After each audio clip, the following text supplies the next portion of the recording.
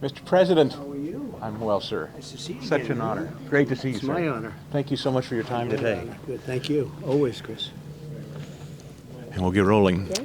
Well, Mr. President, welcome to Philadelphia. Thank you very much. Good crowd. Yes, it is. And I have to say, I saw some pictures from your team of a stop here at a cheesesteak place here in Oh, town. that was good. I Yeah. haven't sampled it yet, but I will in a little while. A young man was very moved when he saw you, brought to It was tears. Cute. He was so beautiful, and I thought he was the happiest guy, and all of a sudden he just broke down and cried. But he is a beautiful guy. What does that mean to you? I was thinking about it being Father's Day last week. You're a dad. What does fatherhood and that kind of emotion in a young boy mean to you? Well, it was such a beautiful emotion, and even the whole crowd was so, everybody wants hope. The country's doing so badly. We're the worst president, and we're just doing so badly, and it's like they just want hope. There were terrible stories in the last just few weeks, from Texas to Georgia to New York and Maryland, murders, rapes, children, women. And meanwhile, our Justice Department seems to be targeting parents at school board meetings, and certainly you know a thing or two about them. I do. Me and parents and Catholics, Christians, but Catholics, I don't know what's going on with Catholics, but they're really going after Catholics. The only one they don't target are bad people, and killers, murderers, drug dealers. The country's really lost its way. It's lost everything. It's just so bad, and we have to win this election. If we don't win this election, it's going to be such a tragedy. Condoleezza Rice made some news saying that school choice was the civil rights imperative of our time, and I was curious what you thought about that. Well, I'm a big fan of school choice. I think school choice is a great thing. I didn't realize she felt so strongly about it, but that's great that she does. School choice is a big deal, actually, and we're going to get it. We're also moving the Department of Education back to the states. We're at the bottom of every list, except we spend more per pupil than any other country. And we're going to move it back. And I can't say all states, because some won't do as good and some won't do very good at all, because they'll run it like they run it anyway. You know who I'm talking about. But many of these states are going to do a phenomenal job. They'll be at the top of the list. So we're moving education back to the states. We'll do it for half the cost, less than half the cost, and we'll get a real education out of it. You spoke with great passion at both the National Religious Broadcasters Convention in Nashville. We saw you there. We saw you in Detroit talk about the issue of Title IX and men competing against women in their locker rooms. It's hard to believe I even have to mention that, Chris, because it's embarrassing even to bring it up. Who would think that men are competing against women in sports? A woman was hurt the other day in a volleyball contest. Who ever heard of that?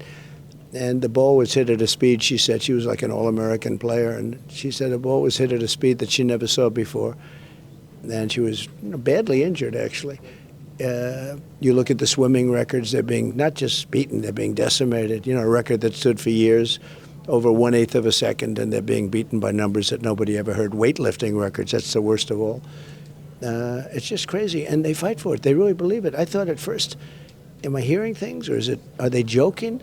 But they're not joking. They're totally serious over it. And you wonder where this ideology comes from. It's a sick ideology. And in that case, it's so bad for women. It's so demeaning to women. But we're going to handle it. We're going to end up, first day I will write it out, no more men competing in women's sports. I write it right off the books. Russian military vessels right off of the coast of Florida. Mr. Trump, I have no idea what to make of that, but it seemed like it was met with a shoulder shrug by this administration. And nobody talks about it. I mean, think of it. You have submarines and you have destroyers, you have boats, a big deal, right off essentially the coast of Miami, okay? It's right off the coast of Florida, and Cuba's right there. And it's like nobody talks about it, including the fake news. I don't hear, you're the first one that's really spoken about it. Congratulations. But no, it's... We're a failing nation right now. We're a failing nation. We're not respected, and I've never seen anything like it. It reminds me of the Chinese spy balloon, a very similar story. Well, that's true. I think the spy balloon wasn't as bad. I mean, to me, to have a submarine, Russian submarine, right next to our shore, and who knows what's on that submarine, and a lot of other boats, too, military boats, so ships. So it's pretty sad. No, the balloon was a bad story. But you shoot it down before it crosses. You don't shoot it down after it's already crossed. Joe Biden at Camp David, as you and I stand here, your debate is Thursday with him. No audience. CNN controls the mics. Dana Bash, Jake Tapper. How do you feel about that matchup? Well, it's probably a 1-on-3. And I've been doing this for a long time, though. it's unfortunate that the country is divided like this. I think Joe Biden's divided the country more than any other president. He's the worst president we've ever had in every way. There's not one way in which you consider him to be even a modestly good president. But we'll handle that. And people say, how are you preparing? I'm preparing by taking questions from you and others, if you think about it. We had a great meeting just now in Philadelphia with at the shop. You saw that with all the wonderful people. We just left Faith and Freedom in D.C., and that was incredible. We had an incredible crowd. You probably saw it. And that means a lot. Ralph Reed's done a fantastic job. So, but I'm preparing by dealing with you.